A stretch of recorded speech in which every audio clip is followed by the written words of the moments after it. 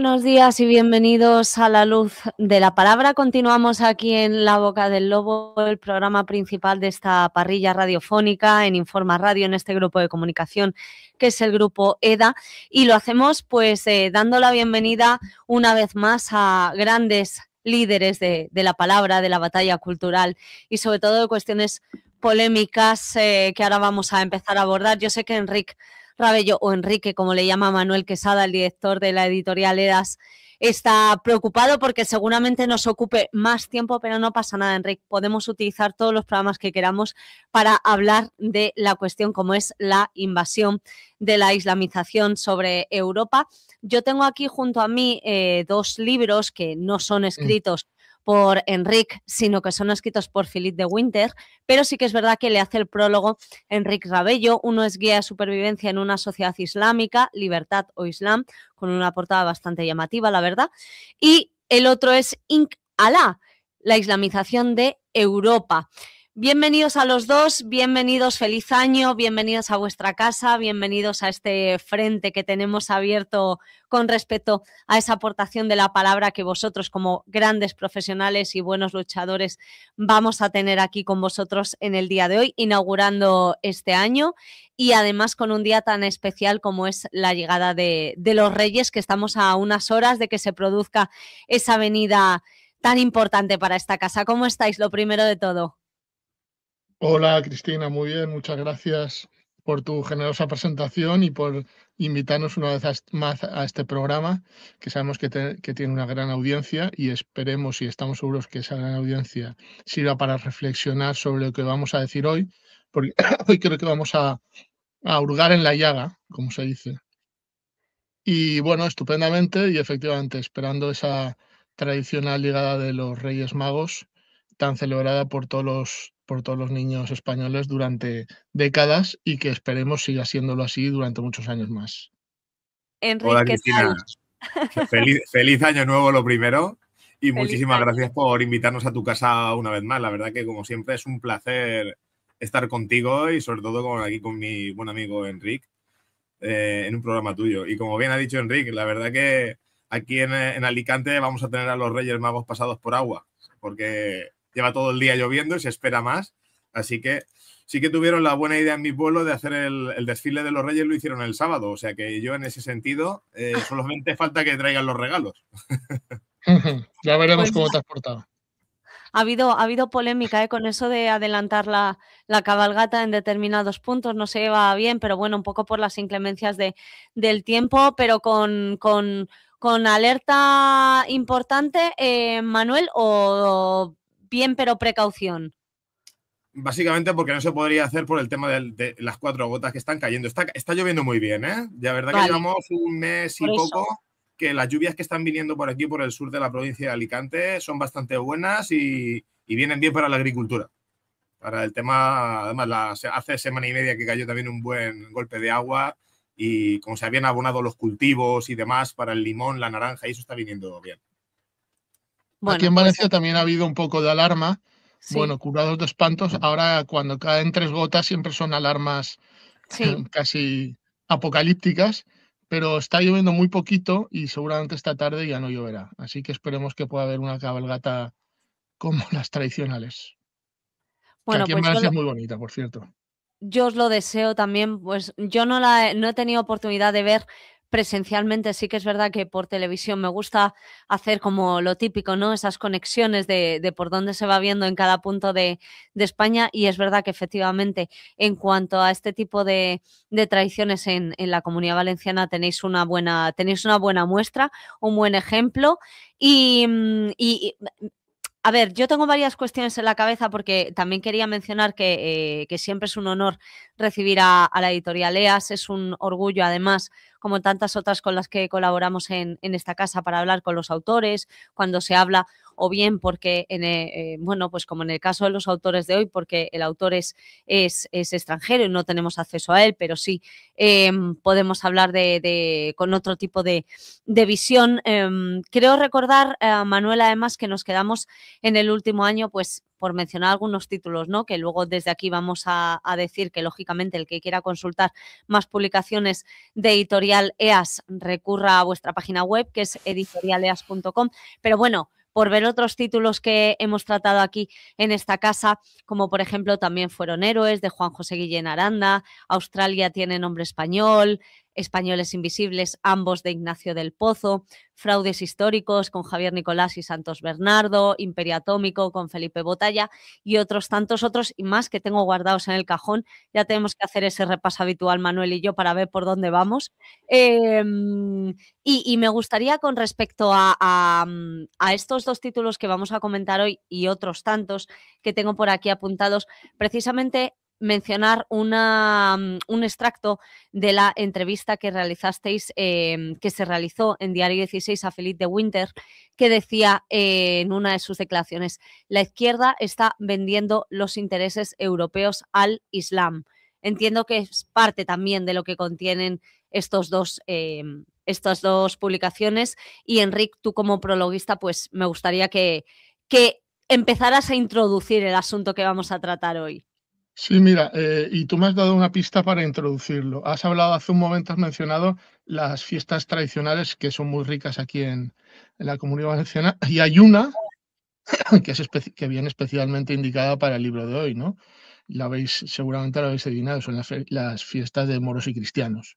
Sí. ¿No? Las fiestas de moros y cristianos son un recuerdo de cómo se construyó este pueblo, ¿no? Entre dos visiones antitéticas y la victoria de una, que es la nuestra. Bueno, pues claro, estas fiestas no entran dentro de lo políticamente correcto, han sido, bueno, señaladas, y claro, como el mito del multiculturalismo no es un mito, sino es un dogma, y estas fiestas tradicionales no encajan con el dogma, lo que se ha intentado es, como prohibir no se pueden, desvirtuarlas, ¿no? Vaciarlas de contenido ideológico y cambiarlas. ¿En qué sentido? En que normalmente estas fiestas primero es un desfile moro, los moros tienen el control de la ciudad en las que se celebran, hay un desfile cristiano y los cristianos conquistan esa ciudad, ¿no? Digamos, el prototipo de celebración es Alcoy. Bueno, pues se ha ido lanzando la idea, y que al final en algunos sitios se ha impuesto, de que al final no hay una victoria cristiana, sino hay un encuentro, que es la famosa palabrita ahora, encuentro, y hay un abrazo entre moros y cristianos. Es decir, es una perversión que simboliza la falsedad de la historia y la falsedad de lo que nos quieren imponer, ¿no? Entonces, yo hoy quería dividir el programa o la conversación en tres grandes puntos, ¿no? Que serían constatación del problema, diagnóstico del problema y apuntar vías de solución al problema. Todos estos libros, y este libro en especial, hablan de la constatación, es decir, de cómo se ha producido este fenómeno de islamización de Europa. Y una de las características que sugieren, uno de los elementos que sugieren, es la idea esta de multiculturalismo. Yo, si me permites, quiero hacer algunas precisiones iniciales y las acompañaré de una breve lectura de pocas líneas del libro, ¿no? Primero, que la islamización de Europa podría ser un fenómeno exclusivamente religioso, pero no lo es. ¿Por qué no lo es? Porque, leo la introducción, porque este libro sí que lo recomiendo a todos los que quieran profundizar en el tema de la islamización de Europa y conocer el Islam, porque el libro empieza con la génesis del Islam, es decir, capítulo 1, los orígenes del Islam, Corán y Hadith, una religión diferente a las demás. Empieza analizando el Islam y termina analizando la islamización y el momento actual de Europa, ¿no? Pero en el prólogo, y digo yo, porque hay cosas que debemos tener claras, ¿no? El avance del Islam no es solo un fenómeno religioso. El que así lo piense está viendo simplemente la punta del iceberg de un problema que tiene aspectos políticos, demográficos y de choque de civilización. El Islam, aquí es lo importante, se convierte en la segunda religión con más fieles y en la primera más practicada en países como Francia, Reino Unido o los Países Bajos, no como resultado de un proceso de conversiones de franceses, británicos y neerlandeses a la fe islámica, sino como la consecuencia de una creciente presencia de inmigrantes afroasiáticos.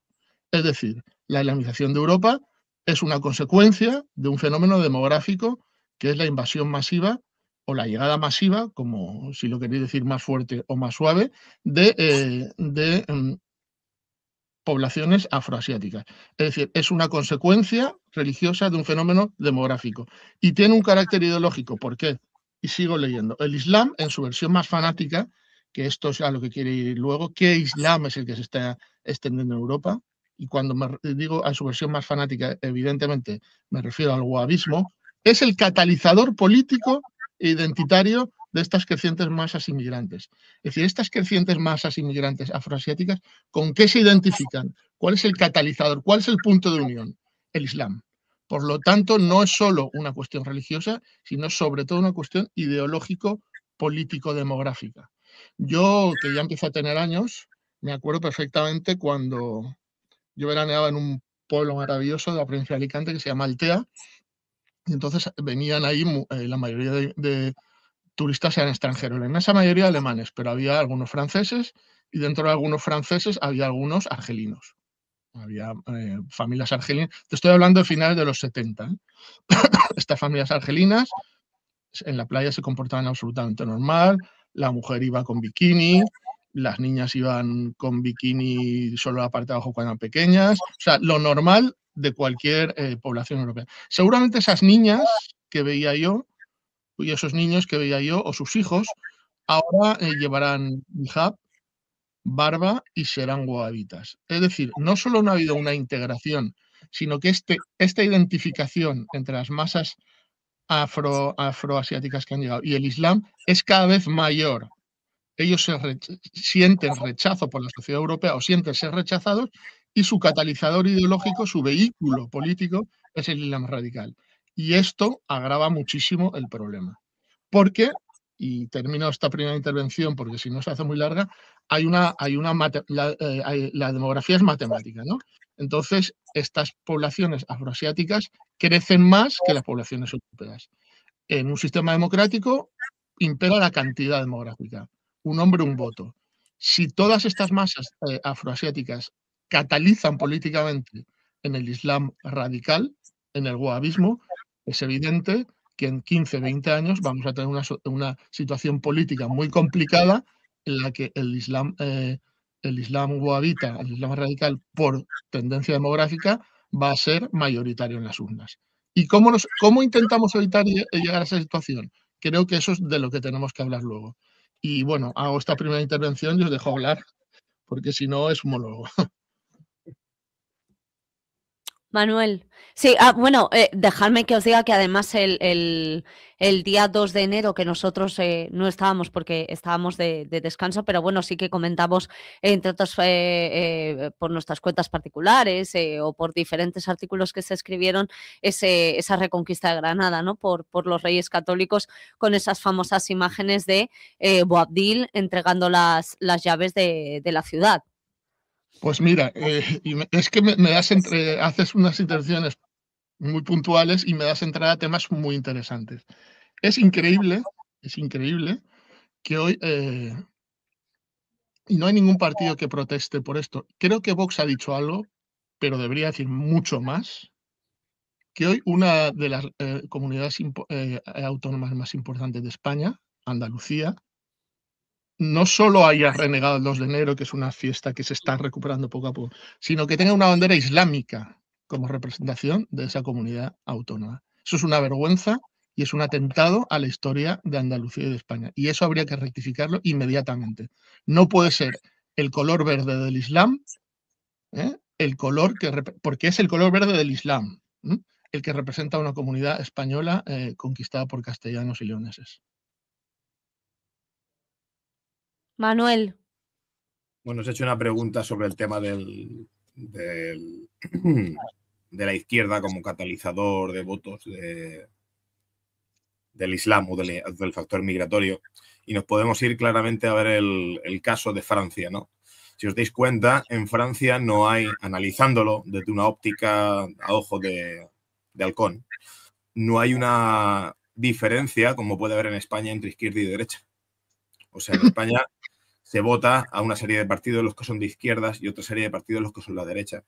En Francia, básicamente, en porcentaje grande, se está votando aquellos que son autóctonos a un partido concretamente, y la mayor parte de los que no son autóctonos, y con no autóctonos no me refiero que no hayan nacido en Francia, pueden haber nacido en Francia, pero que sean de antepasados no autóctonos, se van a otro partido concretamente. Entonces realmente hay una partición del voto, en Francia se ve claramente, ¿no? E incluso si nos vamos a Bélgica, depende en la zona si es en Valonia o es en Flandes, eso también se ve. Eso también se ve. Entonces ya no estamos viendo un voto realmente. En Francia lo que pasa es que al ser un país más grande y funcionar de otra manera distinta a Bélgica, pues se ve más claramente. Pero se ha visto que lo que es el voto de la obrero lo ha canalizado Le Pen. Además, lleva ya más de una década canalizándolo eso. Y eso es porque la izquierda ha olvidado a lo que es el obrero, al proletariado, como ellos siempre han llamado, y se han centrado en conseguir el voto migratorio. ¿Por qué? Porque al final los inmigrantes tienen demográficamente hablando, como estaba hablando Enrique, tienen un crecimiento exponencial grandísimo, mientras que los franceses no. Entonces ahí el amigo Melechón, por ejemplo, sin ir más lejos, que es el principal opositor de la izquierda, ¿no? Es el que está canalizando el voto inmigrante. Entonces nos vamos a ¿qué? A una fractura, claramente, que está siendo agudizada esa fractura por ese crecimiento radical wahabita que está recibiendo ese núcleo que lleva ya 3 y hasta 4 generaciones de inmigrantes en Francia. Eso sería un poco la respuesta a la pregunta que tú has hecho. El tema histórico se lo dejo más a Enrique, pero en cuanto a la respuesta concreta sería esa. Y luego hay que tener en cuenta una cosa muy importante, y es que estas masas de afroasiáticos, como dice Enrique, se basan, y esto es algo lógico y es algo histórico. O sea, tenemos un problema, y es que se ha perdido la percepción histórica. En algún momento lo hemos hablado en este programa, ¿no? Y es que a nivel histórico, desde que el mundo es mundo y desde que las civilizaciones y los pueblos existen, aquel que entra en un sitio trata de conquistarlo e imponerse. Y aquel que entra en un sitio y trata de conquistarlo e imponerse, psicológicamente es supremacista. Entonces, los pueblos que han ido a conquistar a otros o que han ido a imponerse o a establecerse en otros sitios geográficos tienen un sesgo supremacista. Eso es así de claro, no tiene más historia. Entonces, estamos viendo claramente que Europa está en decadencia social, político, espiritual, moral, de valores. Hay una crisis de valores muy grandes y hay otra cultura, otra concepción de mundo, otra cosmovisión halógena que está muy arraigada. Entonces, en base a sus principios, a su cosmovisión, nosotros nos consideran inferiores para ellos. Y yo lo entiendo perfectamente. O sea, entonces, ¿qué hacen? Tratan de imponerse allá donde llegan. Aparte de que, de por sí, esa religión es proselitista. Entonces, el proselitismo llega a ciertos espacios para establecerse, imponerse y crecer. Ni más ni menos. Y se ayudan de esos partidos, perdón, termino ya, se ayudan de esos partidos que les ceden el brazo. A cambio de ese clientelismo de votos que ellos quieren también. No, yo lo único que quería decir, y porque sé que Enrique quiere hablar ahora y lógicamente os corresponde, además, porque con ese gesto que me habéis dicho que yo hago al hacer esta intervención con vosotros, os voy a dejar a que me deis descanso al constipado que tengo encima y vosotros, que sois los profesionales, me va a venir muy bien, pero no, fuera bromas. Lo que quería decir es que además, con todo tipo de preferencias, porque cuando tú ves que no solo puedes invadir, sino que además ante esa invasión unos callan, otros dicen, bueno, sí, algo, otros hasta donde pueden, ¿no? Como pudiera ser el caso de Vox, por ejemplo, hasta donde tiene mano va y moviliza. Pero claro, por otro lado tienes a un gobierno de un país que Oye, ¿qué te hace falta? ¿Educación? Lo que necesites. Aquí tienes los planes de tal. Venga, todas las reuniones que haga falta con la comunidad islámica. Vale. ¿Qué te hace falta? ¿Dinero para procrear? Ningún tipo de problema. ¿Tarjetas ahí? Ningún tipo de problema. ¿Preferencias a la hora de la sanidad? O sea, todo. ¿Movimientos en las calles para establecimiento de negocios? Todo. No, ¿qué hay delincuencia? No pasa absolutamente nada. Aquí no hemos visto nada. Se coge, se hace un paripé, se mete en un calabozo y a las horas están fuera. Venga, ala. Siguiente. Claro, ¿qué no van a hacer? Si están viendo que pasan a sus anchas. Claro. Es que además hay una cosa, y vuelvo a decir en el tema histórico, que es la primera vez en la historia que un sistema impone a su propio pueblo una invasión. No ha ocurrido nunca antes. Y una invasión silenciosa, ¿no? Es bastante llamativa, la verdad. Claro. No es una invasión silenciosa. Sí, bueno, sí, mira, a ver, yo quería decir tres cositas de esto. Primero, lo que ha hecho Manuel es exactamente así, pero la izquierda europea ha sufrido una mutación. Si la izquierda fue la defensora o se autoproclamó defensora, y en algunos casos realmente lo fue, en los años 60, 70, de la masa obrera autóctona, eso era un público general, ¿no? Ellos tenían un público general muy concreto, que era la masa trabajadora. Pues ellos han sustituido ese público global por la suma de públicos, por la suma de la defensa de pseudointereses de minorías. La izquierda ya no defiende a la gran masa obrera autóctona, sino defiende a minoría LGTBI, minoría ultrafeminista, minoría inmigrante. Es la suma de las minorías. Eso es lo que le ha desconectado con el gran público. Y yo no sé si se dan cuenta o no se dan cuenta. Se deben dar cuenta porque es una cosa obvia. Toda la masa trabajadora, es decir, un bloque demográfico importante en la sociedad, está basculando, está abandonando de la izquierda, que se queda en manos de esas minorías como votantes y por lo tanto refuerza el discurso de su electorado. Por eso su obsesión en defender a los inmigrantes, porque su electorado residual, no tan residual, pero es su electorado, por eso refuerza el recurso, mientras que la gran masa proletaria autóctona, bueno, está claro, todos saben a quién votan, ¿no? En Europa Occidental son a los partidos nacionalistas anti-inmigración o como los quieras llamar. Es una cosa obvia ante la que la izquierda no reacciona en ningún sitio. Bueno, vemos, por ejemplo, alguna tímida reacción en Dinamarca, donde el Partido Socialdemócrata empieza a asumir tesis antimigratorias. Pero en general, por ejemplo, en España, Francia, Italia, no lo están haciendo. Lo cual no está mal, ¿no? Porque está bien que estos partidos cada vez tengan menos votos para que cada vez tengan menos poder.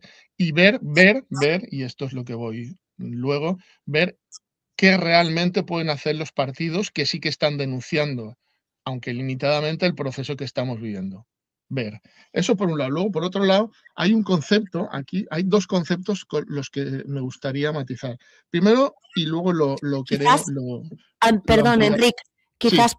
por referirnos a España solamente, bueno, llama la atención ahora cómo las fuerzas separatistas, ¿no? Están, por ejemplo, como es el caso de Silvia Orriols, con la Alianza Catalana, un poco por ver un poco cómo está esa situación de decir, oye, hasta aquí hemos llegado. Sin embargo, luego tenemos País Vasco que está completamente invadido. O sea, Bilbao está tomado por los moros. Bueno, ya se han oído, bueno, yo no sé si conoces Cataluña, el interior de Cataluña, es decir, que no hubiera ningún partido, que no hubiera ningún partido que hablara de eso, era absolutamente un delirio, porque bueno, es que la situación en el interior de Cataluña es absolutamente increíble. No tiene nada que ver con Madrid ni con Valencia, no. Es una auténtica locura. Entonces, si los partidos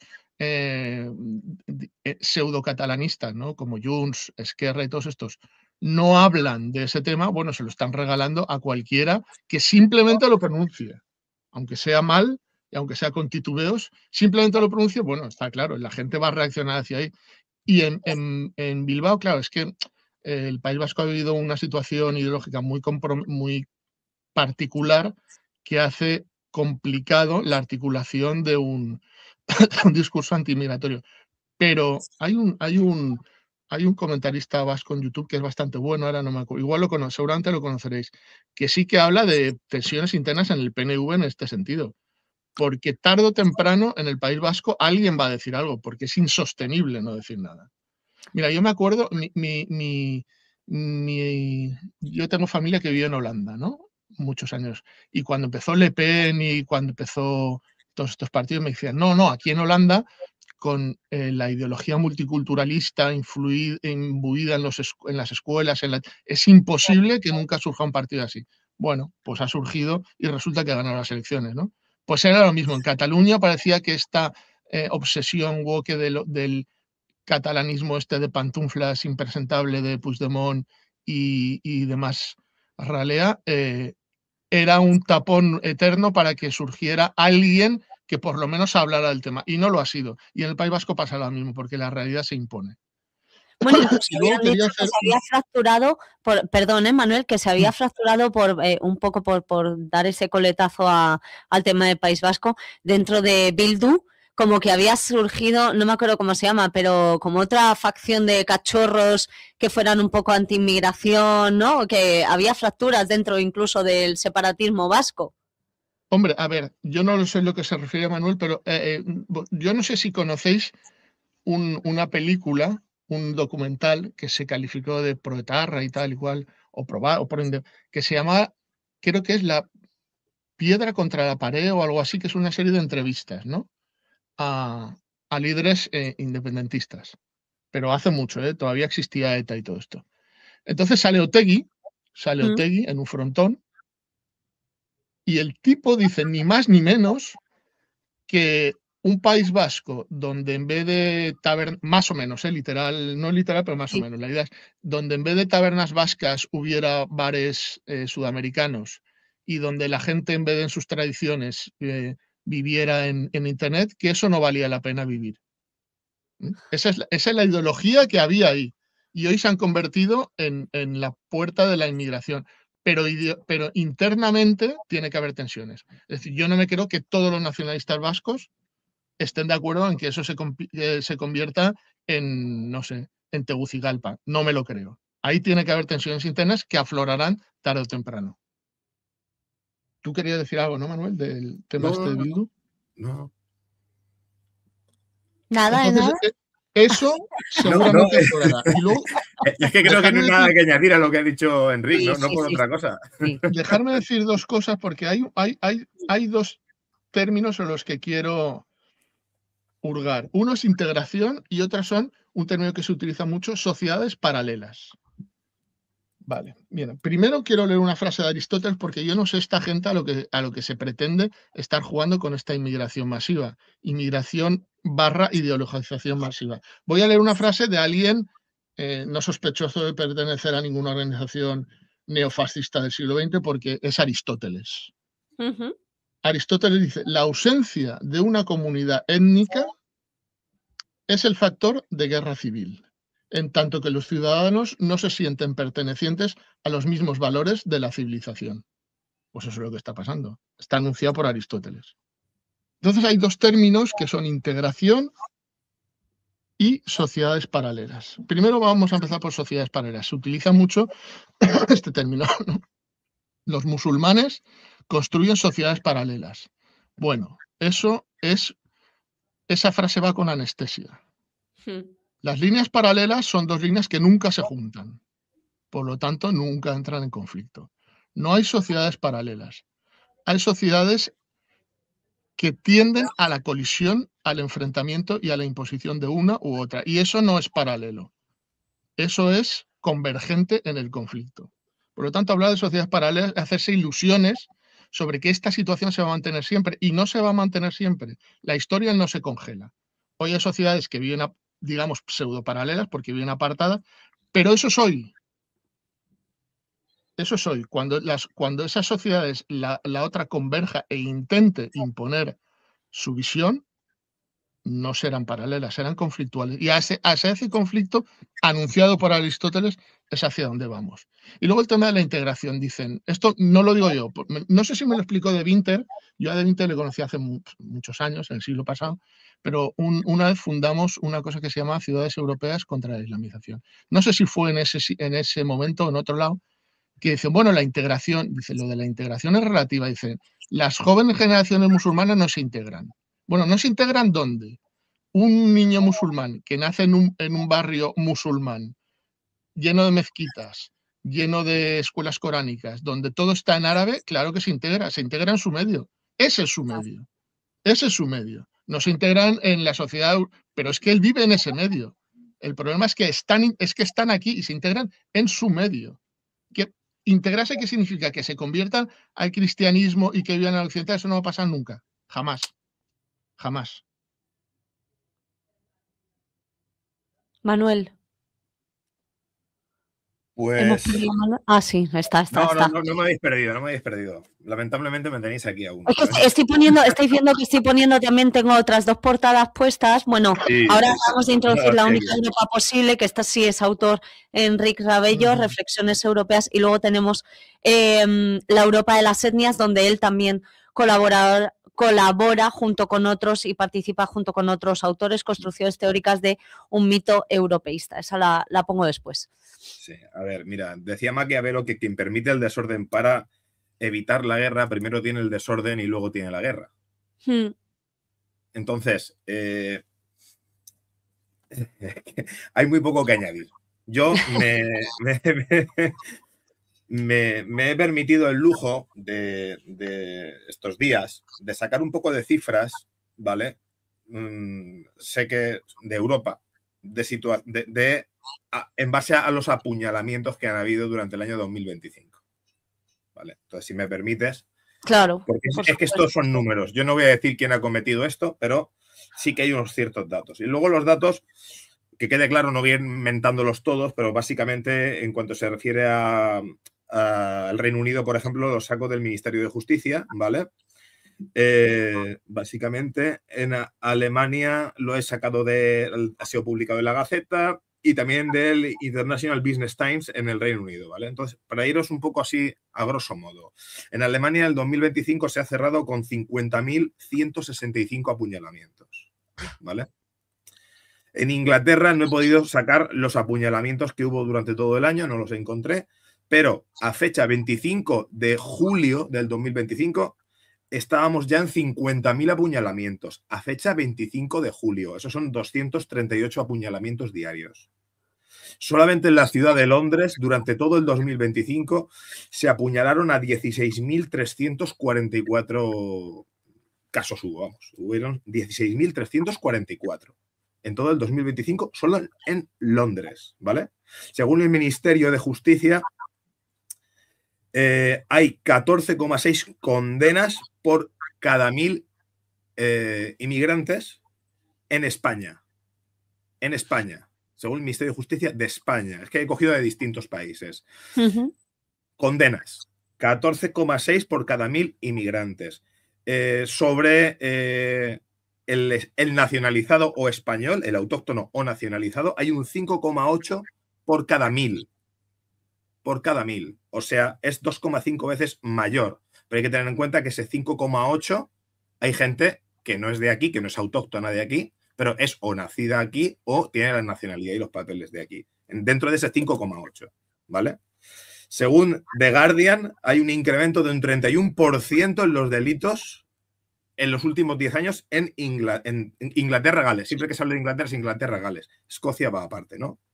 Y los delitos violentos se han incrementado un 40% en los últimos 10 años, ¿vale? Según el Ministerio de Justicia del Reino Unido, del 2021 al 2023 hubieron 104.000 condenas.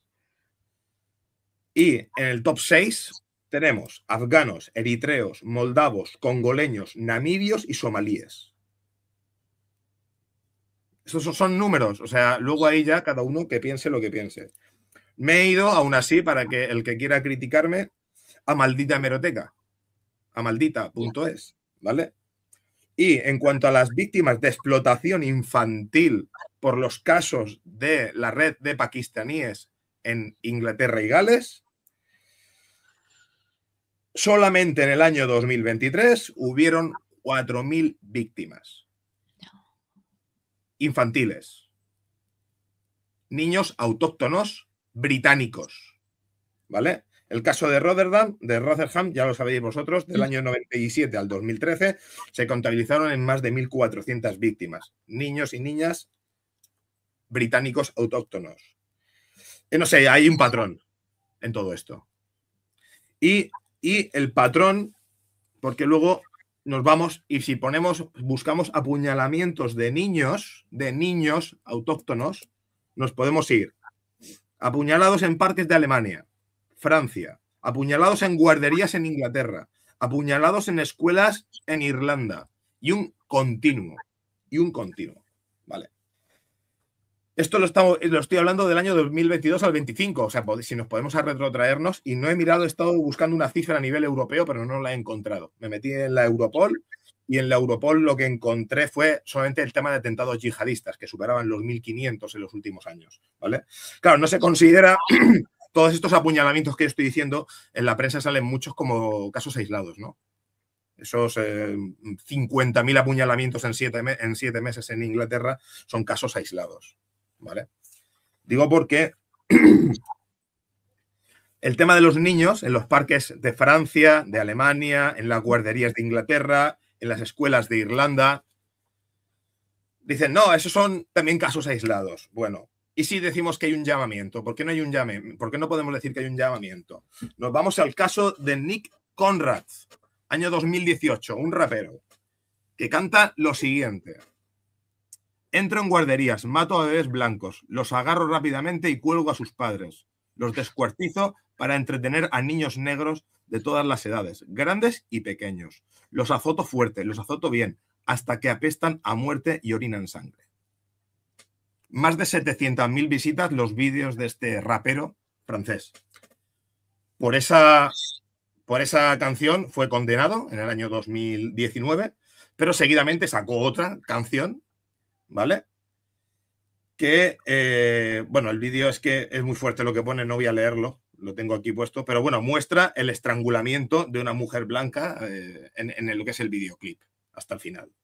Y dice, me fue a la Francia hasta la agonía. ¿Se ha entendido, no? Sí. Por ese vídeo y esa canción, la canción se titula Dulce País, se puede encontrar, fue absuelto. O sea, ya estamos entrando desde hace ya más de una década en lo que decía Guillem Fay en la etapa de sumisión. O sea, no hay defensa y la única defensa que hay por parte de la reacción popular frente a tanta normalización de tantos casos son velas y flores. Ya está. Mira, Manuel, tenía yo en la mano una cosa que quería mostrar en pantalla, pero tú la has nombrado. Son los libros de Guillaume Fay, escritos, publicados en el 2000, es decir, hace más de un cuarto de siglo. Los títulos son están en francés, ya están un poquito desfasados en el tiempo, pero no en el concepto. La colonización de Europa, discurso verdadero sobre la inmigración y el Islam. Preguerra, crónica de un cataclismo anunciado. Es decir, estábamos advertidos, porque yo estos libros los presenté con Guillaume Fay, los presenté en París, en Bruselas, en Beirut, en Barcelona, y hablamos de ellos en Moscú. En Moscú los presentamos en los años 2000. Es decir, esto está sabido y no se ha reaccionado a tiempo, ¿no? Pero bueno, siempre más vale tarde que nunca. Y él dice en la contraportada de La colonización de Europa, lo que estaba comentando Manuel, es necesario hablar de la colonización masiva de población por parte de los pueblos africanos, magrebíes y asiáticos, que el Islam pretende una conquista de Francia y de Europa, y que la delincuencia de los jóvenes no es más que el anuncio del conflicto civil étnico que está por llegar. Año 2000. Ahora se empiezan algunos a despertar. ¿no? Te voy a interrumpir con Entonces, una bueno, cosa, Enric. Te voy a interrumpir con una cosa. En el libro que estamos, uno de los libros que estamos presentando, concretamente en el Inshallah, de Winter, las fuentes que se aportan son sacadas de los distintos cuerpos de policía europeos, de los distintos países, y del servicio secreto neerlandés, del servicio secreto francés y de ciertos aspectos de ministerios de justicia y de interior. O sea, es que no se está diciendo que esto son especulaciones, es que yo cuando mido las cifras para decir esto que he dicho, es que he mencionado hasta maldita.es, que sabemos el sesgo que tiene. Y hasta ellos mismos, para desmentir a un diputado británico que dijo que se podían calcular o estimar 250.000 casos de abusos infantiles autóctonos en niños británicos, dijo que se podría calcular que sería eso. Para desmentir eso, dijo que no había ninguna constatación de los 250.000 casos de abusos en toda Inglaterra y Gales, pero que podían decir que efectivamente que en el 2023 hubieron 4.000 víctimas. Hombre, si extrapolamos eso a los últimos 20 años. Sí, yo insisto en lo que dice Manuel. Este libro realmente es, diría yo, que el primero que hay que leer para entender la problemática en verdad, en profundidad, de lo que está pasando en Europa hoy. Este libro realmente vale la pena para los interesados y preocupados en el tema, que cada vez son más. Y simplemente un dato para apuntar lo que dice Manuel. Todos nos acordamos, bueno, vosotros sois más jóvenes, ¿no? Pero yo me acuerdo de que se presentaban las sociedades escandinavas como un paraíso, no solo en cuanto al digamos, al reparto de la riqueza, al equilibrio social, a los servicios públicos, sino en cuanto a la situación de la mujer. En los años 70, 80, Suecia, o 90, bueno, el estado de la mujer en Escandinavia era puesto como ejemplo de todo lo que debía atender las sociedades europeas a imitar, ¿no? Y además, posiblemente era cierto, ¿no? En esos momentos, el índice de violación en Suecia era aproximadamente 0. Claro. ¿Vale? Hoy, y cada uno que deduzca lo que quiera, hoy la primera ciudad con más violaciones del mundo es Johannesburgo, en el paraíso sudafricano que han construido los nenes de Mandela y toda esta gente, ¿no? Y la segunda es Estocolmo. Paraísos perdidos. Como decía alguien, uno no sabe que está en el paraíso hasta que lo pierde. Pues eso es lo que nos está pasando. En la ciudad de Malmö se contabiliza la criminalidad en base a los índices de lanzamiento de granada de mano. Sí, porque Malmö es un centro de narcotráfico en manos de inmigrantes. Ay, por cierto, mira, me acabas de recordar, me ha venido a la cabeza que muy orgullosamente voy a decir, Enric, el título, o bueno, dilo tú, el título que te acaban de conceder de una universidad argentina. Ah, sí, bueno, es una diplomatura en análisis de conflictos internacionales contemporáneos. Además, es una diplomatura muy importante porque la dan expertos universitarios y el coordinador, que da muchas clases, ha sido el director de la Escuela Militar de Guerra Argentina durante muchos años. Es decir, el que ha formado a la inteligencia argentina militar durante muchos años. Y ha sido un curso interesantísimo de 100 y pico horas, con exámenes complicados, pero la verdad es que estoy muy contento y te da una perspectiva para analizar todo el tipo de conflictos que está viviendo el mundo, ¿no? Este es uno de ellos. Ahora os voy a comentar también, bueno, o más bien os voy a preguntar si queréis hacer algún análisis, puesto que estamos hoy comentando todo lo referente a las últimas horas con respecto a la detención de Nicolás Maduro en Venezuela, pero por añadir esos perfiles radicales que además estamos viendo una situación pues nunca antes vista. En España estoy segura de que los dos conocéis al experto en inmigración, que es Rubén Pulido, y Rubén Pulido dice en sus redes sociales, por cierto, bastante perseguido también por lo que dice y por los contactos que analiza, dice: el riesgo de un atentado yihadista en España alcanza niveles históricos, récord absoluto de detenidos, 100 en 2025, el máximo desde el 11M, operaciones policiales en cifras nunca vistas y amenaza persistente que mantiene el nivel 4 reforzado desde hace una década. Aún así, seguimos permitiendo la entrada masiva de indocumentados procedentes de alta radicalización islamista. ¿Qué podría salir mal? Porque esa es otra. No hemos tocado el tema, aunque se puede ver sobre el fondo de la cuestión también, la apertura de fronteras con respecto a todo tipo, y no me refiero solo a las marítimas, que son las que más cantan. Esta mañana dábamos la cifra de otros casi 200 que han entrado en patera a la Isla del Hierro, porque se ha incrementado las llegadas en vuelo, se ha incrementado las llegadas terrestres, en fin, todo tipo de movimientos, como vosotros sabéis. Sí, bueno, he sabido que generalmente hay dos puntos de infraestructura yihadista muy fuerte en Europa Occidental.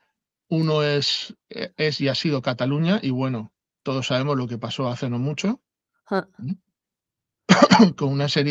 con muchísimas mezquitas salafistas y con una infraestructura yihadista importante. Y el otro es Bélgica, casi todos los, en especial el barrio de Molenbeek, porque lo que pasa es que España tiene una mayor tradición de lucha antiterrorista por el tema de ETA, y aquí se van desarticulando, digamos que a tiempo, aunque ha habido algunos fallos, ¿no? Pero España tiene una experiencia en eso que, a ver, hay que confiar en que la actuación de la policía aquí es mucho más seria que la actuación de la policía en Bélgica.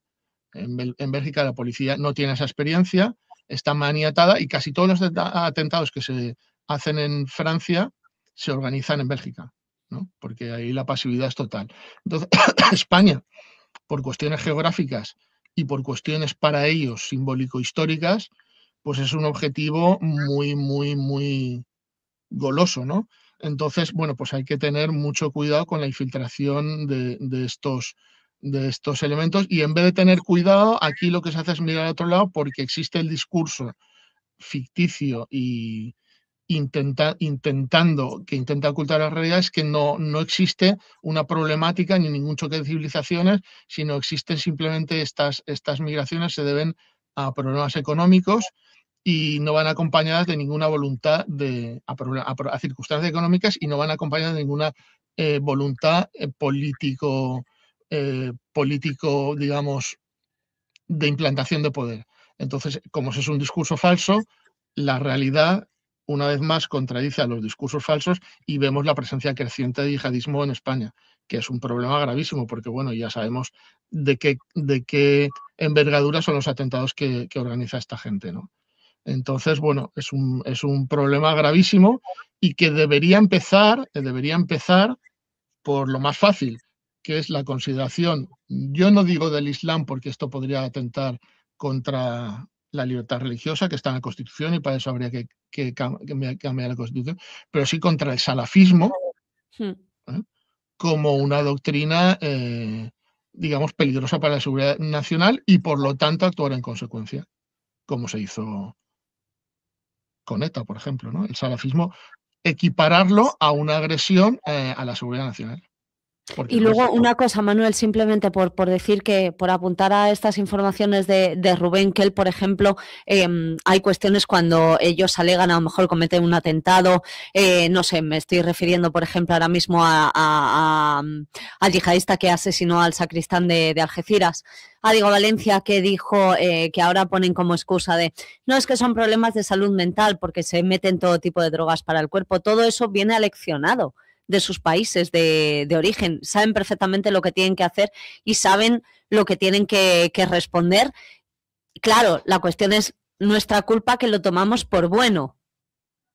A ver, es que cuando tú intentas hacer un proceso de infiltración en una sociedad para abrirte un hueco, todo es una estrategia, no una conspiración, una estrategia. Y esas estrategias parten de los centros de culto y de los imanes. Es que yo recuerdo en el año, si no recuerdo mal, fue en el año 2019, estando el FPO en Austria, que se cerraron 67 mezquitas por salafismo, que es lo que estaba hablando ahora mismo Enric, ¿vale? Pero es que, sin ir más lejos, ahora mismo, por ejemplo, tengo aquí del AIVD, que es el servicio secreto neerlandés, que lo cita Philip de Winter en el libro, y dice: su objetivo final es, en realidad, crear una sociedad ultraortodoxa en Europa occidental y extenderla. O sea, es que los servicios secretos europeos lo tienen claro. Te lo dicen. Los que no lo tienen claro, o no quieren tenerlo claro, o no les interesa por votos tenerlo claro, son los políticos. Pero lo que son los servicios secretos lo tienen clarísimo. Y estos concretamente estaban hablando de los hermanos musulmanes. Que es esa cara más bonita del Islam, que es la que pregona Erdogan en Turquía, ¿no? Por ejemplo. O la que tanto se defiende con Hamas. Los hermanos musulmanes son los de Hamas también, están ahí metidos, ¿no? Entonces, claro, y esto lo están diciendo los servicios secretos, no lo estoy diciendo yo. Es que todos los datos que estamos dando aquí no son datos nuestros, que salen de los ministerios, de la policía, del servicio secreto. O sea, no sé. Pero es que luego te vas al servicio secreto francés y también pone un poco en el cielo al movimiento Tablighi Hamad, que supuestamente es el más pacifista de todos. Y el movimiento Tablighi Hamad, que es el más pacifista de todos, nos podemos acordar de ellos con el atentado de Londres del año 2005 o en el año 2008 en Barcelona, que hubieron 28 detenciones para prevenir, lo que estaba diciendo Enric, para prevenir un atentado yihadista. Y ese es el movimiento que más está creciendo a nivel mundial y que tiene actualmente el 50% de las mezquitas en el Reino Unido, y según el Servicio Secreto francés, ha incrementado un 30% las conversiones al Islam. O sea, gente que no es islámica que se convierte, que son hijos de o nietos de, en Francia. Pero es que esto, vuelvo a decirte, esto no lo digo yo, esto lo dice el Servicio Secreto francés. Manuel, Enric, me quedo, efectivamente, Enric, tenías toda la razón del mundo, nos hemos quedado cortos con este tema que da para mucho, con lo cual solo me queda agradeceros, invitaros a una próxima edición de La Luz de la Palabra o del Termómetro, el que queráis, para seguir hablando de este tema que rabia actualidad y no precisamente de la buena, hacia la supervivencia, como dice el otro libro de Philippe de Winter de Guía de Supervivencia en una Sociedad Islámica, de Editoriales, que muchísimas gracias por haber abierto de esta forma tan contundente el 2026 conmigo, Manuel Quesada. Muchísimas gracias a ti, Cristina, por invitarnos. Estamos encantadísimos en esta casa. Sí, gracias, igualmente, Cristina. Muchísimas gracias por la invitación, un gusto estar en tu programa y a tu disposición cuando quieras. Para hablar de este tema que, como anuncié, da para mucho más. Porque si volvemos a hacer un programa, entraremos al tema de diagnóstico y vías de solución. Y ahí será un programa un poquito más complicado. Venga, pues dicho queda. Muchísimas gracias a los dos, gracias a la Editorial EAS por vuestro gran trabajo y felices Reyes para esta noche. Felices Reyes igualmente.